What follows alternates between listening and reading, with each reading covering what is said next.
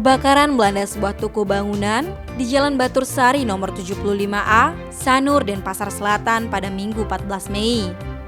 Bangunan berlantai 2 beserta isinya tersebut ludes dilalap si jago merah.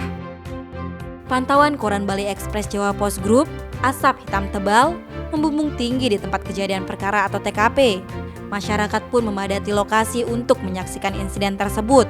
Sementara itu, pemilik toko bernama Ketut Swastik 52 tahun mengalami syok sehingga enggan memberikan keterangan terkait musibah yang dialaminya.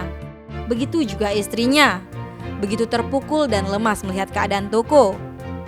Koordinator Kegawat Daruratan Kota Denpasar, Agung Arteja, yang juga ditemui di lokasi mengatakan, Koordinator Kegawat Daruratan Kota Denpasar, Agung Arteja, yang juga ditemui di lokasi mengatakan, insiden itu berlangsung sekitar pukul 12:07.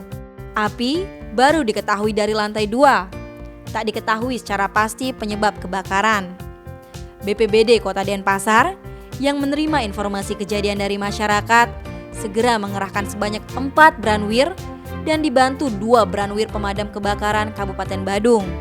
Pemadam sempat menemui kendala dalam proses penjinakan api, sebab titik-titik api yang sulit dijangkau hingga mengharuskan membuat lubang di tembok pada sisi belakang agar bisa memasukkan air pada titik api yang tepat.